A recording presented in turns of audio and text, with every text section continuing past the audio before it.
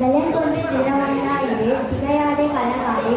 நீ போகும் இடமெல்லாம் உன் தேவனாகிய கர்த்தர் உடனே இருக்கிறார். யோசுவா 1:9.